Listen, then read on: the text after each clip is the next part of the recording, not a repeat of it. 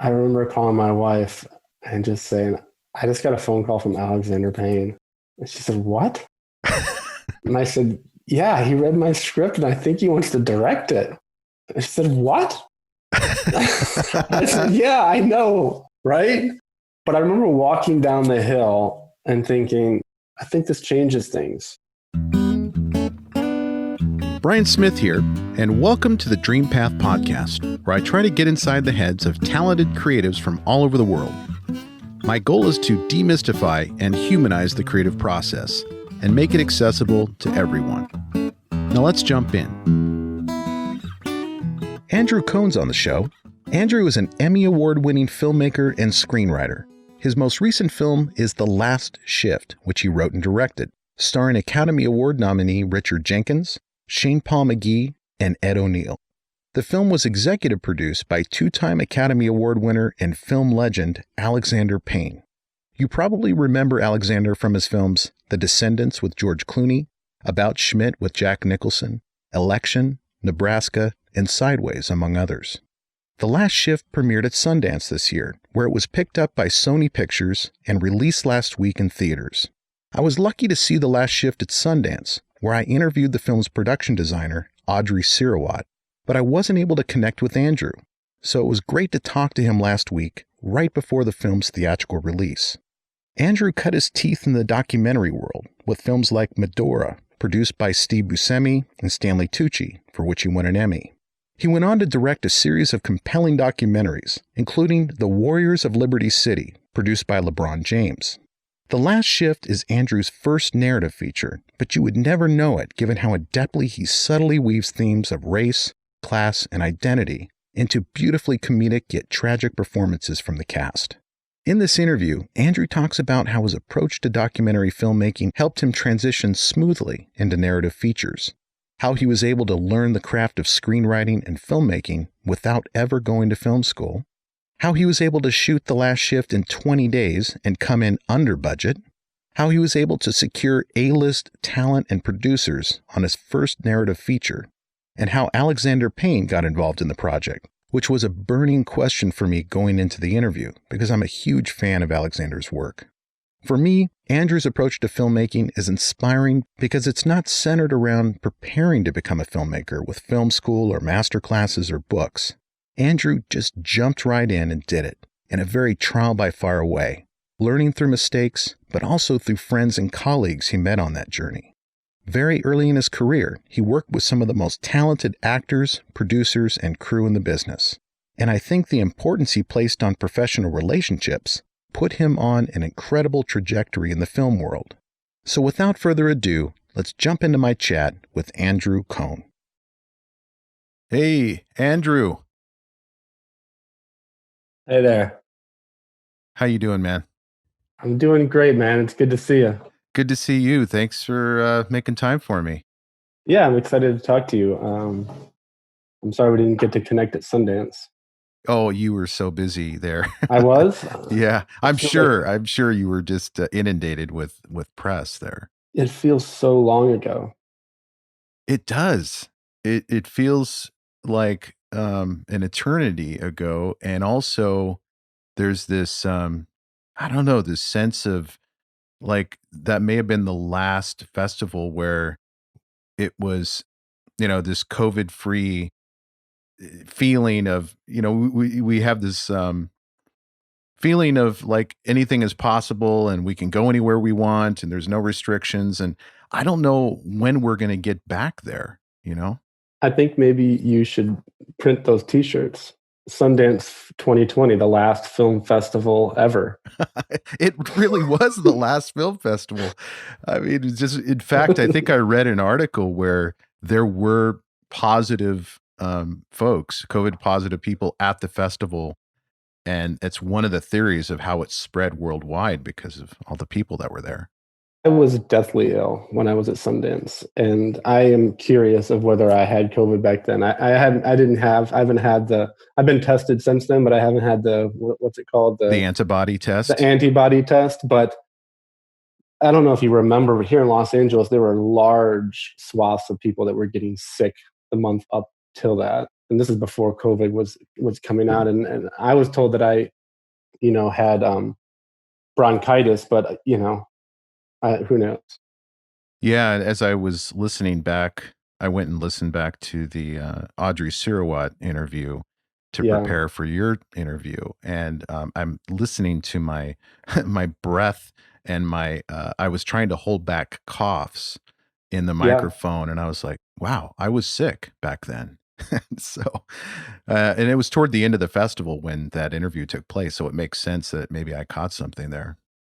She's fantastic. I can't even speak highly enough about the job she did. She's so brilliant, and yeah, a funny story. We were looking we were looking for production designers, and Audrey was, in Chicago, which is where we shot the film. That's where she's based out of. And I got on a call with her, and I said, "Oh, where do you live?" And she said, "Well, I split time between LA and Chicago." And I said, "Well, where are you now?" And she said, "Oh, I live in LA. I'm in LA right now." We lived two doors down from each other, Oh my gosh. and didn't know it until we met when I randomly interviewed her for the job. So That's crazy. And I agree. She is a very impressive creative from the standpoint that not only is she just super talented, but she's so understated and modest. The way she talks about her own skill set and the way she talks about luck and fate. And, I don't think she attributes a lot of her success to her own talent necessarily, which is a testament to her character. that's very Midwestern of her. Yeah. I'm from Michigan, and yeah, I mean, I think that, yeah, we certainly connected that way. As you always want to push the credit, as you should, to others, and I think that we just had a great connection from the beginning, and both wanted to make the same movie, and she understood the textures and the energy that I wanted the main space to be. But yeah, she's so kind, and she's so sweet, and she's just a great collaborator. But yeah, I mean, I think her work speaks for itself, and I think that's the way I approach, my career. Is like I love my work, and I really like enjoy the process, and everything else that comes after it is great. But I almost just would rather allow the films to speak for themselves. Yeah, it's interesting how you phrased that. I want to allow the films to speak for themselves. I was interviewing a director recently named Tommy Avalone, who directed the Bill Murray Stories documentary and Ghost Heads, and he's done some fun stuff. But he talked about this concept of sales. Like if you're a producer or a director, you're expected to a certain degree to sell your work. And this is why you should watch it. This is why you should make this or help me make this. And he said that he just is terrible at it. And he's just Yeah. not interested in that aspect of it all. And so when people ask him, why should I watch this film or why should I help you make this? He says, you know what? Don't bother. Yeah. I mean, for me, it's also when people ask me to dissect my work, or to like be critical, or to analyze my own work. What does it mean, or what stories are you interested in? And I can try, but it's for me, filmmaking is such a spiritual thing, and I don't mean that in like a religious sense, but it's just such an instinctual thing of like how I feel in the moment, what I'm interested in.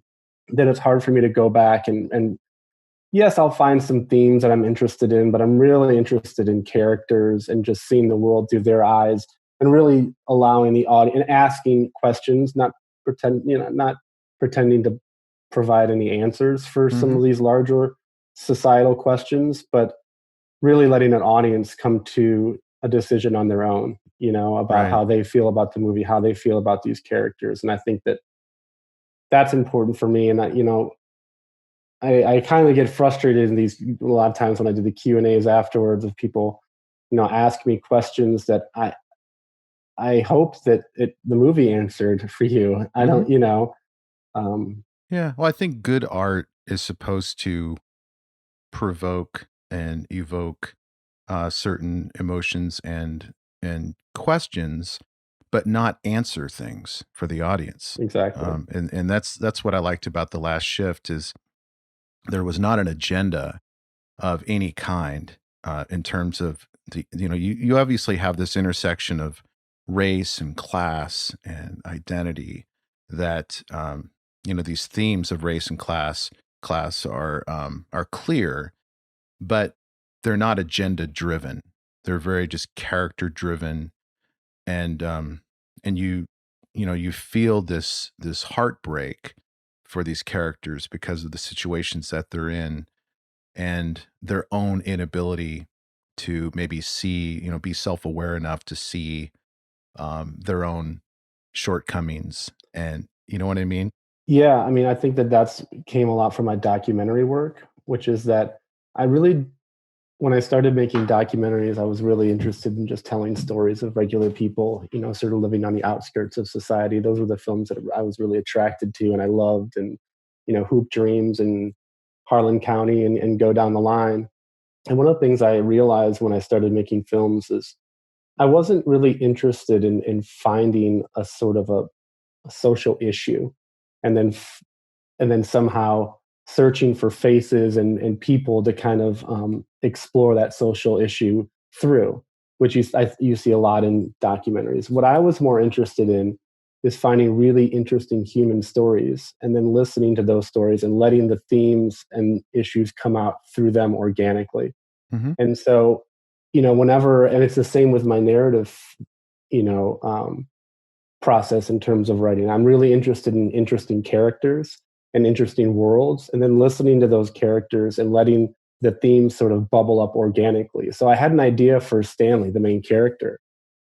I wanted to do something about this aging fast food worker who kind of takes pride in his job, and there's something kind of funny and sad about that, and this kind of generation of people that are in some ways left behind. I would see like the clerk working at Walmart and just think what their lives were like.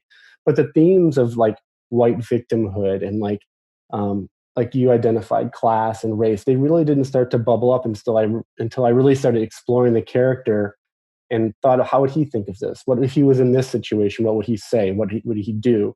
And that goes into the backstory and everything else. But I really just started from a purely character standpoint, and then really listened to like where he wanted to go and what if he was in this particular situation, what would happen. And that's where the themes kind of bubbled up. I didn't sit down thinking I want to write a film about white victimhood. Well, who can I, who are some characters that can be mouthpieces, for both sides of whatever argument. It was a much more sort of organic process for me. Yeah, I think the duality of man is something that I'm fascinated by. This the concept that we're all capable of good and evil. We're all capable of massive, flaws affecting other people, like with the case of Stanley and in the high school. And I won't give it away, but there's an incident in high school that is talked about in the film where they could have handled a situation differently, and they didn't. He and his friend Ed O'Neill, played by Ed O'Neill, Don. Um, but that duality of man, and especially with the Javon character too. I think it would be easy as a screenwriter to write in Javon as this kind of heroic character who is being held back by the system, and he just needs to find a way to, for someone to help him shine and become who he is.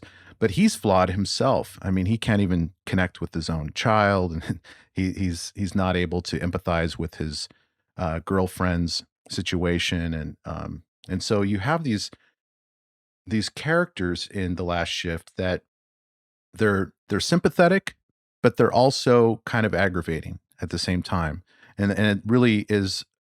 It brings out the humanity in these characters, and makes them.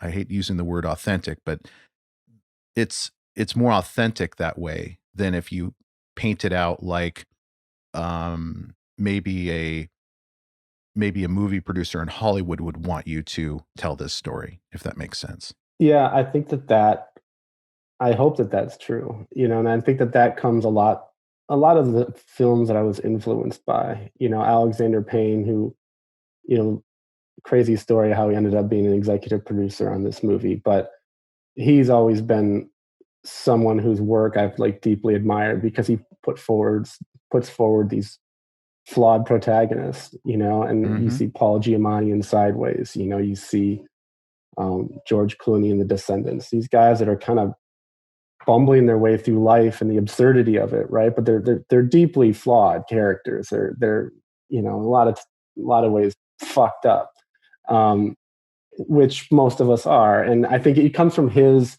really gravitating towards, I think, a lot of European cinema, and you see a lot of anti-heroes and things like that. And so I always, you know, I always just was attracted to those types of films. And, you know, I don't know if it breathes a sort of humanity into them, or authenticity, but I think it certainly makes them more relatable, I would hope. You know, I think ultimately we go to the movies because we want to see people like ourselves. And I try to find those universal attributes in all of my characters, of like, we've all kind of felt like Stanley at some point and said something we didn't really mean and have regrets. And, you know, not that everyone can relate completely to him, but, or like Javon. I mean, there were certainly times in my life where I felt lost and didn't feel like I had anything, wasn't sure what I was supposed to be contributing, and, you know, was irresponsible and was trying to find my way in life. So Yeah, and I think too, with a character like Stanley, what is so, what's the word that I would use to describe Stanley? Stanley is a character that we may not see ourselves in him, but we've seen him, we've met him before. Right. Seen him on the bus or right passing, or have an uncle, or and you realize when you see what his social skills are and what his emotional intelligence is, you understand why he is where he is, why he's in 38 years in a fast food restaurant. He is just, he thinks he's funny. He's not. And that's just not quite all there. You right. know? And that kind of creates a humor in and of itself, where the awkwardness of, ooh, when someone tells a bad joke and you're like, you kind of feel embarrassed for him. And then, you know, you really scripted that brilliantly, where you wrote in these, or I don't know if some of it was improv or if it was all in the script, but there's no improv in the movie. Just very, like, these mixed metaphors and these weird laughs at the end of his his statements. That was Richard. I mean, unbelievable. Yeah. Sorry to cut you off. I just have to give so much respect to Richard Jenkins, who is just unbelievable in this role. But yeah, sorry. Yeah, he really pulled it off. And but the script, the way that these jokes were written, the way that these riffs were written, makes everyone understand why he is where he is. So it totally makes sense that he'd be there for 38 years. And then where it goes from there and how it ends, and how it's not, and I won't give it away, but there really is no wrapping it up in a Hollywood ending, like a feel-good ending. And there's some beauty to that. It's a heartbreaking beauty, because that's the way life is. I mean, it's rarely do you see a saga wrap up so clean and nice like you see in a typical Hollywood film. Yeah, I mean, one thing I love is the comedy's ability to sort of I don't know. There's a way to get to truth in comedy that it's hard to get any way other way. You know, Mhm. I really love like disarming people with some of the comedy to bring them in as like an entry point, and then sort of laying bare some hard, honest truth. You know, in terms of the ending, and you know, I wanted, it goes back to my original sort of process, which is, you know, what would Stanley actually do in that situation?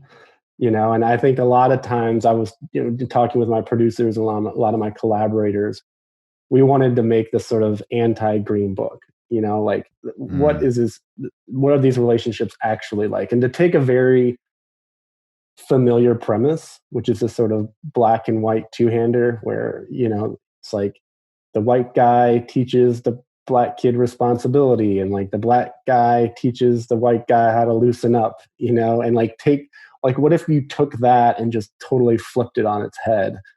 And made something that was just more honest, just like a little bit, not a little bit, but just more nuanced and honest about the world that we live in. And these two people that are seemingly worlds apart on the surface, but when you actually, and this is what the movie I hope does, get into the politics and get into where they stand in the world, actually have much more in common than you would think, and much more to gain by coming together rather than these political forces that are constantly pulling them apart.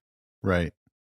Yeah, I think that's a powerful message in the film, and it's definitely not an agenda item, but it certainly is a takeaway that if they would just see beyond their own shortcomings, and this is more on Stanley than it is Javon, but because I think Javon was ready, to be open to, to learning from Stanley, whatever he had to offer.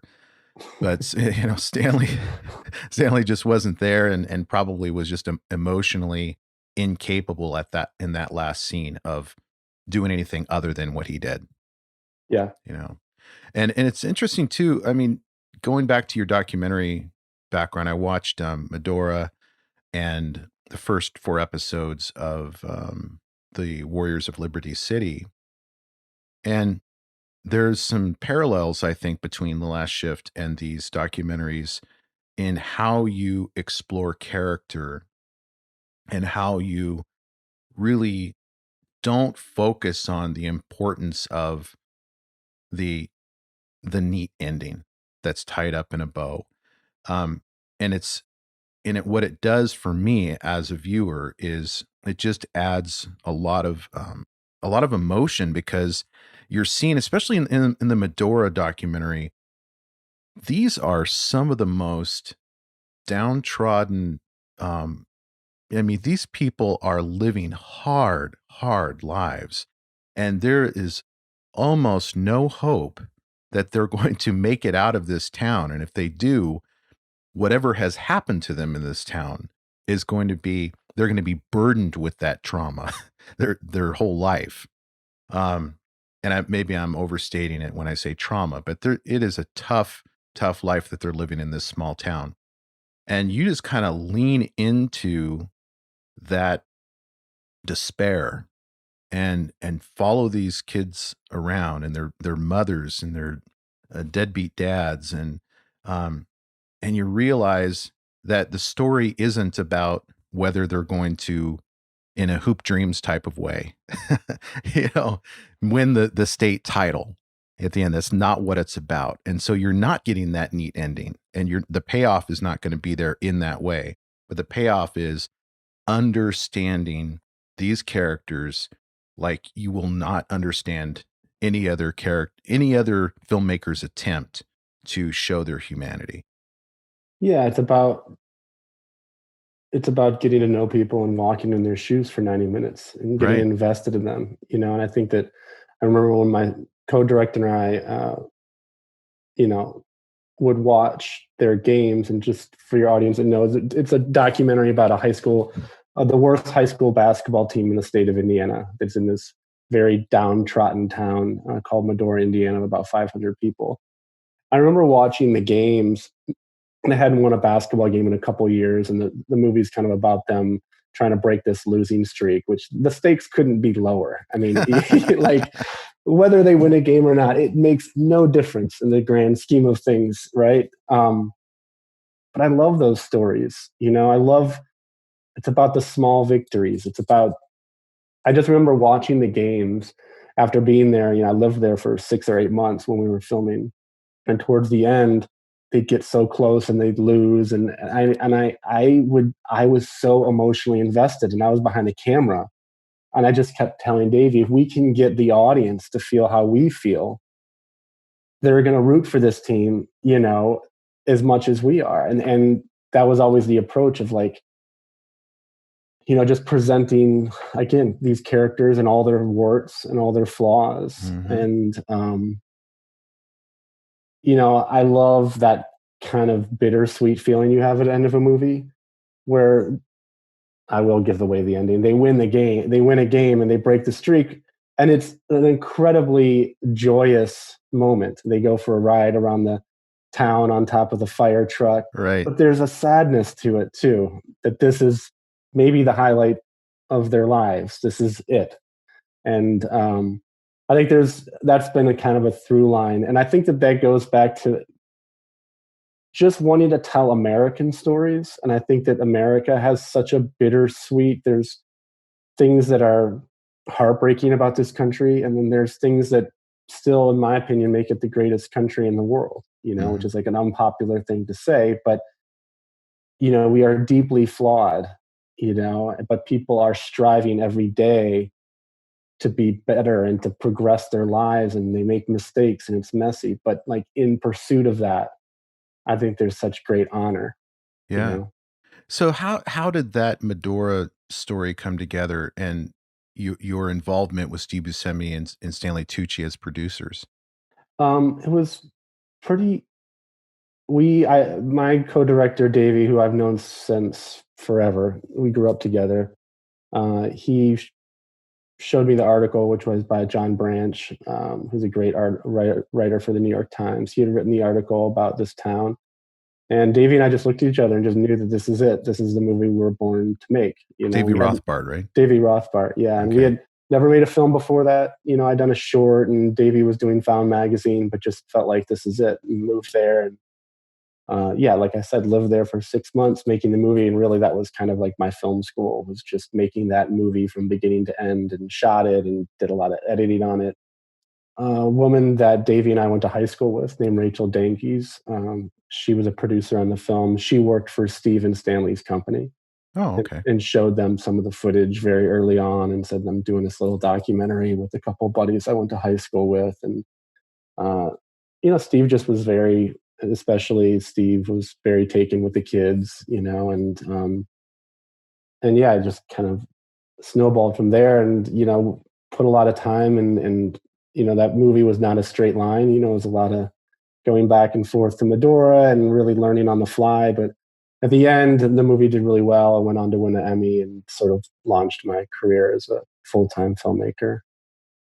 Yeah, and the through line, I think, takes you all the way to Warriors of Liberty City as well, where you're not necessarily focusing on any particular outcome. Although I'm only right. 4 episodes in, so maybe it's going to change. No, you're right though. Yeah, no, you're right. Maybe it will be a Hoop Dreams in episode 6, but but the depth of your exposing what is happening behind the scenes with these families and the struggles that they're going through. Same thing with Medora. With the Warriors of Liberty City, there's just this immense amount of humanity that comes out of seeing what's happening behind the scenes. And you have, polar opposites in terms of, you have the garbage truck driver, and I forget his name, but he's George, the head coach of Boomtown, or Boom Squad. And then you have the guy that ripped the uniform off his son after a game because he was pissed off at a call that was made. Yeah, what's his name? I can't remember. He's really struggling too, but they all have. It's like the duality of man. You have this capacity for being super annoying, but also super charismatic and engaging, and you care about all of these people despite their flaws. But you really empathize, especially with these kids who are just freaking adorable kids, who are in this situation where this might be the only way out of a really bad economic situation is sports. And at least that's what I'm kind of taking away from it so far in the first 4 episodes. Yeah, I mean, I think there's a power in just sticking your nose in there and showing how people are living. I think that you don't need to explain it. You don't need statistics. You don't need to give a lot of backstory. I think audiences, especially American audiences, watch a lot of TV and digest a lot of media. They're very savvy. Once they're in the room with these people, that they can pick up on these internal conflicts Mm-hmm. and things that you typically see, on a societal level, you see on the news or you see people talking about it, politically. But when you really just open the back door of some guy's apartment and go inside and see what's really going on, these statistics and these larger social issues become much more palpable, than when you really get to know somebody and understand what they're going through. And as I said, hopefully see some of yourself in these people. So your background is creative writing in college, right? Yeah, yeah. I initially went to school. I wanted to be an English teacher. That was my goal, and I got sidetracked. Um, Originally as doing screenwriting, and then had some minor successes after college in Los Angeles, and got frustrated and turned to documentary just because I sort of lacked the resources to get my foot in the door, and I probably lacked the patience too to get my foot in the door on the narrative side at that time, and turned to documentary and fell in love with the form. Well, it certainly seems to be a more accessible way of making movies when you can just kind of find a story somewhere and grab a camera. But how did you learn the skill set and lenses and cameras and editing? I mean, you did not go to film school, right? No, I didn't go to film school. I think one of the things that I learned really early on is that I wanted to lean into my strengths, and I wanted to surround myself with collaborators who could make up for my weaknesses. And so, I really, from my creative writing background and doing screenwriting too, I wrote 3 or 4, maybe 5 screenplays, really bad, but, was really learning really the nuts and bolts of storytelling, and character development and structure, and really had a good grasp on those things. So I knew I had that, and kind of how to structure a story and um, develop characters. I felt confident in that, and I, to be honest, Davy Rothbart, he's a little bit older than I was, and was a very seasoned. He did a lot of stuff with This American Life, and he really, I don't think you can really. He was a kind of a mentor for me, and is my best friend, but he taught me a lot. Um, and then, I think applying what I had learned in screenwriting to my documentary work, I always just love talking to people. I mean, I was just, my wife will get frustrated with me now because we'll stop at some gas station and I'll be talking to the attendant, for 10 minutes about whatever happened in the football game earlier. I've just always just had a curiosity about people. And so I knew that I wasn't afraid to get my nose in there and just talk to people. And if I had a camera, I was able to kind of put people at ease. And I have like a pretty humble background, and I think that people see that in me. They don't see like a big Hollywood guy who's going to come in and feel like I can gain people's trust and disarm them in a way that's like sincere and genuine. I think you know people want to tell their stories. They do. They want to tell their story about how they see the world and their hopes and their dreams. Some people, it takes a lot more work to get them to the place where they feel vulnerable, will be vulnerable, and will let you in. And I feel like that's my job as a documentary filmmaker.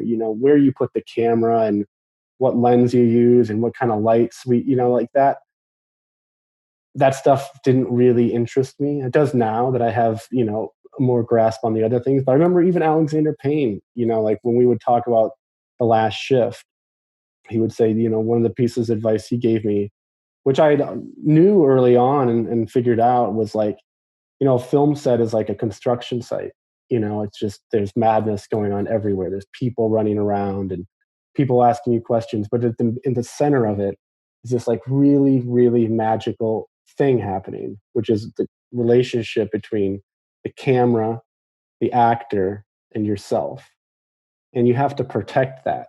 And I think I've always had that mentality of like, when I would go in, and even doing Warriors of Liberty City, which was a pretty big production, it's always about blocking everything out and making the connection with the human being. And that's what I've really taken pride on, is like putting the relationships forward, and being a good collaborator too. I think that like my instincts as a filmmaker are not to jam my ideas down everybody's throat. Like that's just not fun for me. And I've been on the other side of it. It's awful. Yeah. I feel like my job is to, like, again, know my strengths and my weaknesses, and then surround myself with people and really empower them to bring themselves to the process. The Alexander Payne connection that you have is just, from an outsider looking in, amazing. I mean, just the opportunity to From the work. inside looking out, it's amazing. I'm just like, I mean, when I was preparing for this and I saw that Alexander was attached to the project, The Last Shift, and that he was actually going to direct it at some point, and decided not to because of other obligations. But I was like, okay, how did that happen? But more importantly, I mean, what does it mean to you as a filmmaker to have that type of community, um, access to that type of talent and creativity, to help move your projects forward? It means everything. So much confidence. This was after I did Warriors of Liberty City. I was very exhausted with the documentary form. And I think I even posted something on my social media of just how bored I was with doing documentaries at that point in my career. Mm. Warriors of Liberty City was a really hard production. We were in Miami. It was 115 degrees. There were hurricanes. Not only was it physically exhausting, but it got started getting very political, and it just got kind of ugly, and I was just exhausted. And at that point, I just told my wife, I said, if I'm going to make a narrative film, it has to be right now. Like, I got into this writing screenplays. I took a 10-year, you know, uh, a 10-year sort of rerouted doing documentaries, which I love, and I will do more documentaries. But I just felt like now is the time, if I'm going to do it. I want to sit down and take the next year and write the script and try and get it made. And that's what I did. I every day it was my full-time job, and I was back in front of my computer writing, which I just love. It's just my favorite place to be in the whole world. Hmm. And so I had a script, and was starting to send it out to a few producers. And at one point, I had gotten Alexander's assistant's email address through a friend, and I cold emailed Alexander's assistant, and Wow, that's pretty gutsy. yeah, well, like I said, I'm always the guy that's sticking my nose in there, right? Yeah.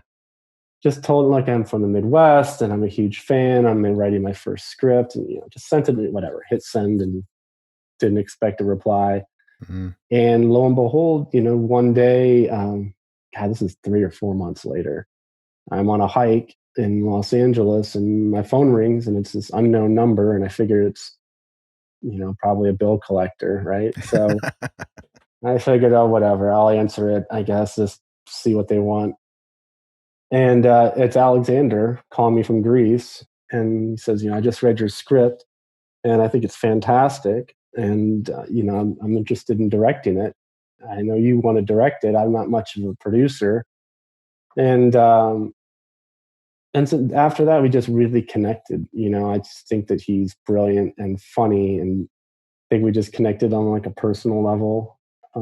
Just our love for films, and wanting to tell earnest stories in the Midwest, and feeling like that part of the country is a little misunderstood. And um, yeah, and eventually he had to take on another project, and he's the one that put me in touch with Albert Berger and Ron Yerxa, who produced Election and produced Nebraska. And Right. after that, it was kind of off. I think we went out for like, went out to Richard, and I think in like 6 months we were financed, and shot the film last summer. Man, producer royalty. I mean, he just kind No, of, God, and Albert and Ron, those guys, I don't know if you're familiar with the work. They did Cold Mountain. They produced Little Miss Sunshine. Mm-hmm. You Yeah. really, really start to understand what makes a great producer, which is, Yeah. I think, for a lot of filmmakers, is like this gray area. Like, every producer has like a different hat that they wear. And these guys, man, they're so calm. And they just inspire so much confidence in the director, and understand the role of the director, and understand their role as producers, and know when to push and when to pull and when to. Never once did they ever say to me, "Hey kid, we've been doing this for 30 years. Why don't you take our note?" Right. Not a single time do they ever hold that over my head or try and use it as leverage to get a note in, or to make they let me make mistakes, and you realize why they're so revered. Yeah. Well, I think that the lack of ego lends itself to really great collaboration. And how can you have a film? How can you pull off a project like this without great synergistic collaboration? As opposed to some, Hollywood producers saying, we have to completely change the ending. This isn't going to work. The audiences, we tested it with audiences. They hate that type Right. of approach, Yeah. No, everybody was rowing in the same direction. All wanted to make the same movie. That helps. Yeah. That relieves a lot of tension right there. But I wish I could have been a fly in the air as you got that call from Alexander Payne on a hike and see what man, your reaction was. I remember calling my wife and just saying, "I just got a phone call from Alexander Payne." And she said, "What?" And I said, "Yeah, he read my script and I think he wants to direct it." And she said, "What?" I said, "Yeah, I know, right?" But I remember walking down the hill and thinking, I think this changes things. Yeah, it's definitely a You game know what I mean? changer. Like, I think this definitely maybe changes things, because I think into that point, I was sending the script out, and you'd be surprised, that script, you know, it got a lot of really positive feedback, very positive feedback. But it also had a few people that were like, "Is this Green Book? Is this black and white two-hander? Right. I don't know. It's really funny, but like, I don't know about the ending, and I don't know, like, who's gonna get, what's the audience for this or whatever." But then when he read it and was like, "I love this," I was like, "Oh, it is good. Okay, I thought it might be, Talk about validation. Yeah, and now I feel so much more confident that I can, I can read something and know. But that was a couple of years ago, and I was still trying to find my voice and find out if I was any good at this, because I was used to always joke, failed screenwriters make that great documentary filmmakers. But I don't know, maybe it's the opposite now. So how did the talent get brought in? Jenkins and McGuie and O'Neill and Allison Tolman. Well, um, Richard was always our first choice. I just always, always revered him as an actor. Even 6 Feet Under, I remember just thinking, God damn, I love all the scenes that he's in. Mm-hmm. And then I remember at one point I rewatched The Visitor, and I thought, yeah, that's the guy. That's him.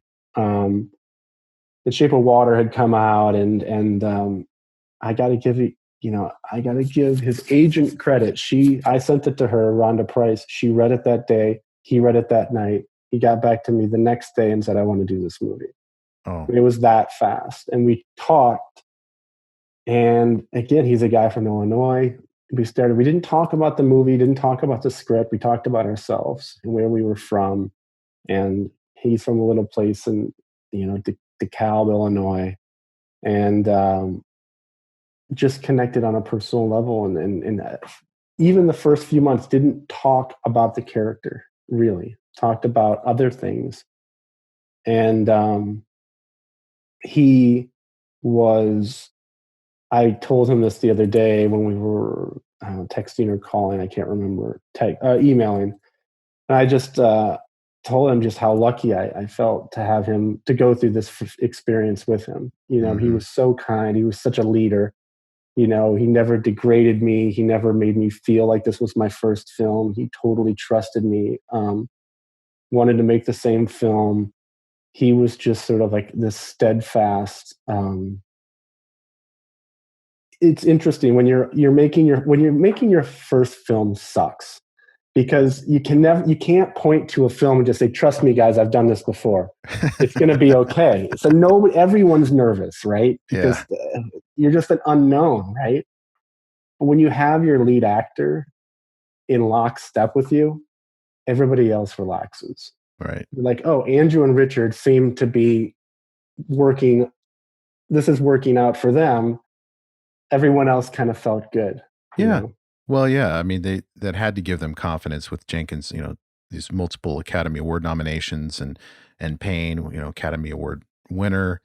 Um, I mean, just having the street cred of those folks around you to back you up had to be amazing.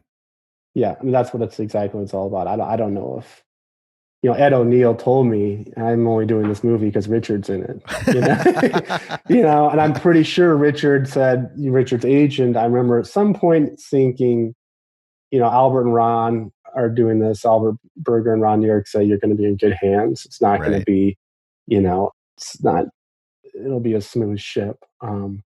Shane Paul McGuie, I tell you, I don't think there was an actor in LA that didn't want that part.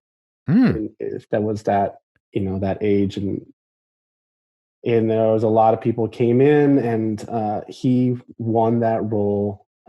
He grabbed that role, and I was like kind of in denial about how good he was. Like I kept thinking it was like between him and a couple other larger, bigger name actors, and I kept thinking, yeah, but this guy, and this guy, and then my producer just kept saying, yeah, but this kid's really good, and I was kind of like fighting it, because I wanted somebody who I recognized their work, Mm-hmm.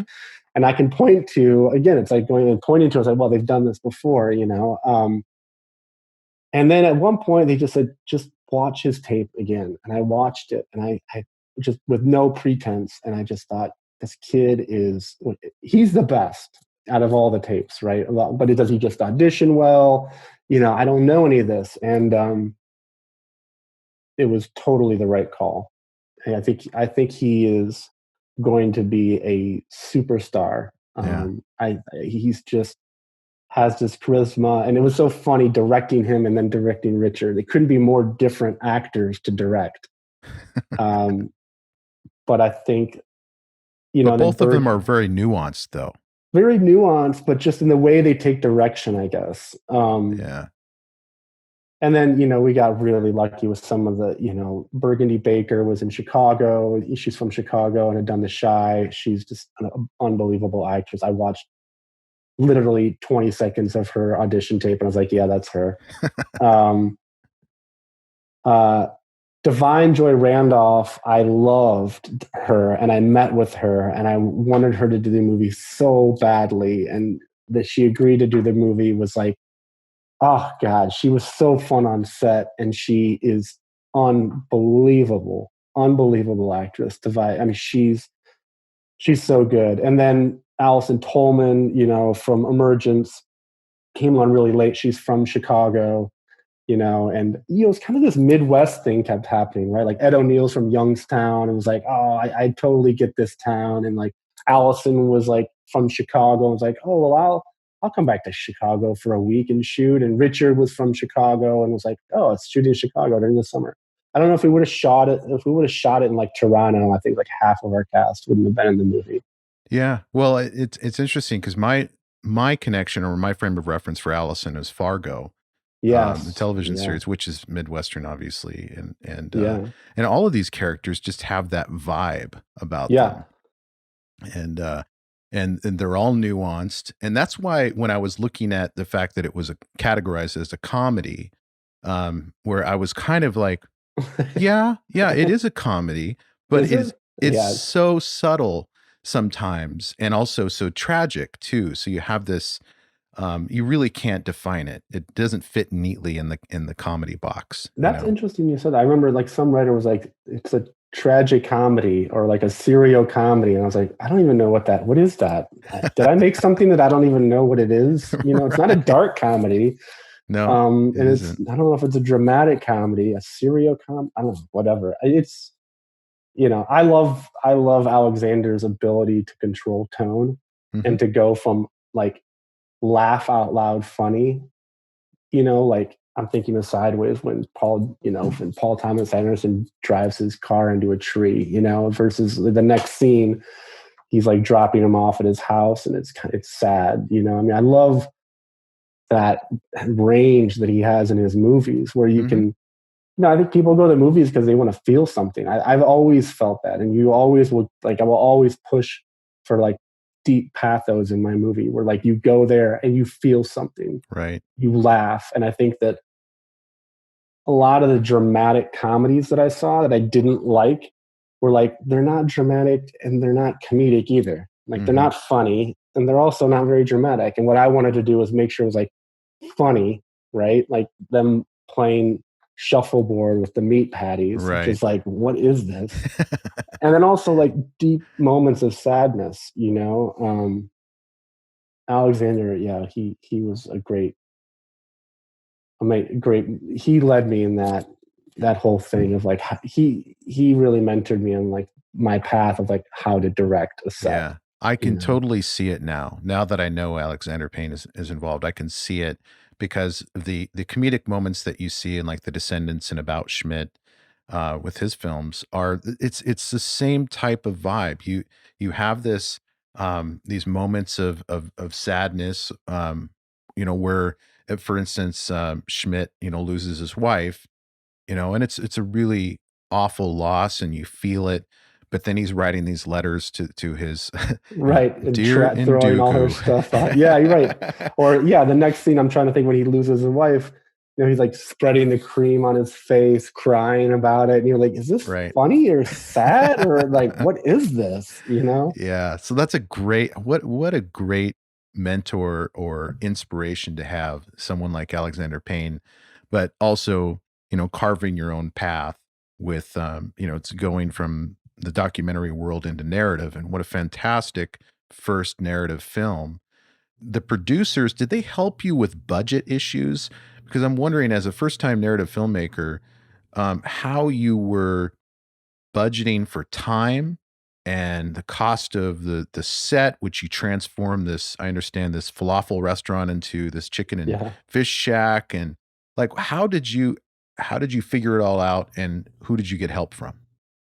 Well, when you don't have much money, it's pretty easy because you don't have any money to budget. No, I'm joking. I mean, we actually had a decent budget on this movie. I shouldn't joke about it. I was lucky to have a decent sized budget. I think that one of the things that I really learned was that the budgets are really a reflection of your priorities, and so a lot of it was talking about and me expressing to them and them understanding it being my first film. And, every film has their own challenges of what was the biggest challenge for this film. The entire movie was shot in 20 days, which I remember saying that at Sundance and there was like this gasp from the audience of like, what? And I guess one thing that I think that we had, one thing working for us is that I wrote it very contained for a reason. Right. I wanted to write something that I could make. My original idea was I was going to make this movie for $50,000 with my friends. And so I wanted to write something that wasn't a lot of locations and there's not car chases. And then, it was really contained into something that was like manageable for me on my first time directing. And I think that was really important, was like putting some kind of limits on myself and some barriers of like, okay, most of it takes place in one location. That was one thing that made the whole process much easier for me on my first film.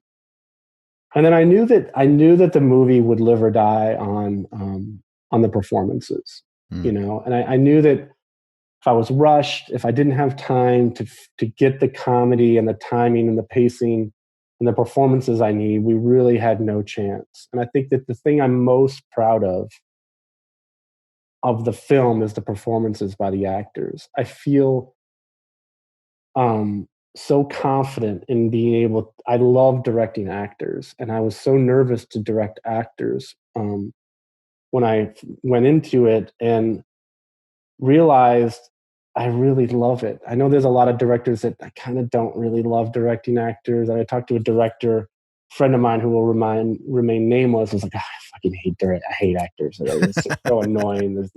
I love actors. Yeah. I really love directing actors. And I know some directors, they love cameras and lenses, and that's their thing. And that's their. For me, I really love working with the performances. I wanted to make sure I had enough time with my actors. We never felt rushed. We never felt like, oh, we can't do another take because we got to go, go, go. I think we came in under budget. I think we went into overtime one day. But I think it was really about the producers understanding what the challenges were going to be for me as a first-time filmmaker, and then really putting me in a position where I wasn't swimming upstream, Mm-hmm. But I think a lot of that, the foundation of that was in the writing, which was like the script fundamentally worked. So there weren't any moments where I was like on set and you have that feeling where it's not working and it's just broken. And I felt like the writing was really airtight, and I knew I wanted to accomplish, and I'd spent a lot of time on that script. And so when I got time to shoot it, I was prepared. So yeah, it was a lot of different factors. It's interesting that you wrote it with that in mind to make it yourself, because or at least if you weren't going to make it yourself, have it more likely to be considered because it's not a huge budget film. Because I was interviewing a screenwriter named Bob Sines, and he's written a bunch of stuff, but his most recent film is out on Amazon. It's called Extracurricular Activities, and he's a working screenwriter, and he wrote a book called That's Not the Way It Works, and that's what I was interviewing him about.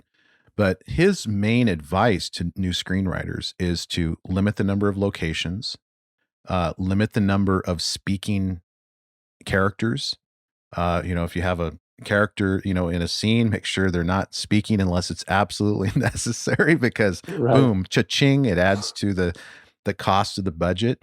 And now that I look back on your film, and I wasn't aware of it as I was watching it, but now that I look back on it, yeah, it makes a lot of sense. It's all one location except for a few other scenes. I would imagine the car scene, which I won't give away, but there's a car scene that had to be fairly expensive in terms of stunt coordination, and perhaps It really wasn't. it wasn't. No, Okay. it really wasn't. It was just two guys with a rope and a door, held on by some wood. Yeah, we won't give it away, but no, that was not.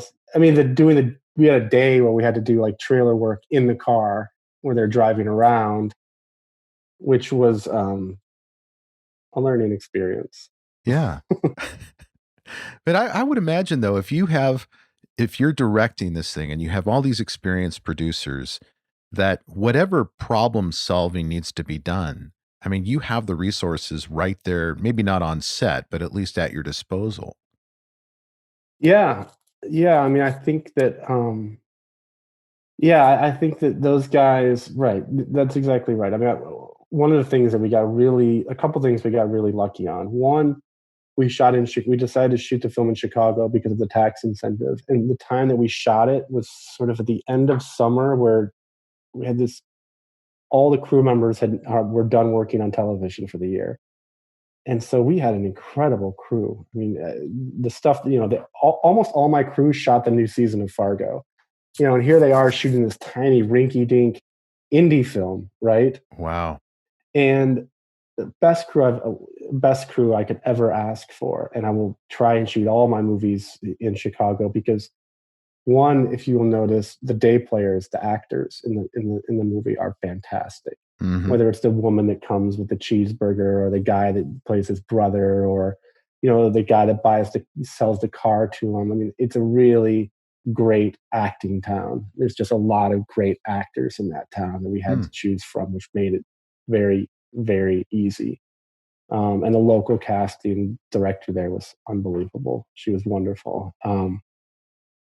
But the crew was such an experienced crew, and they were, really rowing in the right direction. And I think a lot of it, things come together in a way that, I don't know if we shoot that film in Nashville or circumstances are different, but I think that the producers just made a lot of smart decisions. They've done it enough to know, like just the decision to shoot in Chicago, that just made, like I said, like, I don't even know if Richard does the movie if we're not shooting in Chicago, they just really have a good grip on things, so things don't become a problem. There was very few times on set that we would be like, oh God, this is totally fucked, and what are we going to do? We don't have anything to shoot today. It was a very enjoyable experience making the film, which is rare, I think. There's certainly days I was exhausted, and you're sitting in the rain, and it's it's not totally working, but when I got back to LA and we started editing, there was a lot of good stuff to choose from. I mean, so once you have that final cut and you're satisfied with the final product, and you don't have distribution yet, obviously, because this is an independent film, independently financed, it sounds like. But what is the process for determining what festivals well, first of all, do you want to go with the festival route or not? Is that even an option for independent filmmakers, or do you have to go that route? And if you do, what festivals do you focus on and why? Well, you got to go to a festival to sell your movie. It's just the way it's done, just because, just the way it works in terms of leveraging, and you're only showing it once and it's competitive, and that's the way you drive up market prices. A lot of this has to do with the calendar and when you finish your film. Like, if you finish at a certain time of year, you're looking at Toronto or Telluride or, something like that. I mean, we finished and it was, Sundance was right there. So It was an easy choice. So yeah, I mean, I think that, you want to take it to a festival, but I think, the plan was always to submit to Sundance, and I'm grateful that they liked the movie, and that's where we had our premiere. So you finished late summer. You finish your editing by end of September, maybe. Yeah, that's exactly right. September, maybe even into October. I think we got a late waiver, and at that point it's all temp music, and it's it's not the full, it hasn't been color corrected or anything like that, but it's starting to take shape, and then it's like the worst experience of, like, you send it and you're just waiting. You're just like, does anybody love me? I don't know. Does anybody care? I don't care. It's not a big deal if I don't get it. Maybe Alexander's validation is all you need. Yeah. You know what? If this movie thing doesn't work out, then I can always go back and teach English, right. Or I'll move back to Michigan and, teach driver's training. But, I mean, that's the thing. Like, when you're, as a filmmaker, you just have these highs and these lows. You know what I mean? I think, like, you have these moments. I'm working on a script now where the characters, like, in that world where you, like, 1 minute you watch the movie in a rough cut and you're like, this is it. I'm so happy with it. And then you wake up the next day and you're hungover and you watch it and you're like, this is so embarrassing. No one's going to like this movie. I can't believe I have the audacity to even write movies. Like, that feeling never goes away, I remember I was talking to a friend of mine, Carol Bodie, who worked in industry, and I was talking about that. She said, I used to work in Tom Cruise's office, and Tom Cruise is the most insecure human being you've ever met. He always thinks that every role is his last. He always thinks he's terrible, and, but that's something that, like, kind of keeps, it's like an illness that keeps you going, Yeah. Well, you need that motivation somehow. Otherwise, even if it's just panic and fear. Right. You're going to get complacent if you don't. So do you have any projects other than your in-progress screenplays that you're working on, that are about to come out, that you're excited about, and you want to tell listeners nothing about? that I can really talk about. I have a documentary that I've been working on for a really long time, and I wrote my next film. It just went out to an actor, but nothing I can really speak on concretely. Yeah, and I see that you're on Instagram. Andrew Cohn is your handle on Instagram. Andrew P. Cohn, yeah. Oh, Andrew P. Cohn, excuse me. And and your website is 734films.com. Yep, that's it. Named after my old stomping grounds in Ann Arbor, Michigan. Okay, great. Well, Andrew, it's been fantastic connecting with you and learning about your process. Thank you so much for making time for us. Yeah, thank you so much for having me, Brian. I really appreciate it. Hey, thank you for listening, and I hope you enjoyed today's episode. If so, I have a favor to ask. Can you go to wherever you listen to podcasts and leave me a review? Your feedback is what keeps this podcast going. You can also check us out on Instagram, Twitter, and Facebook with the handle @DreamPathPod. And as always, go find your dream path.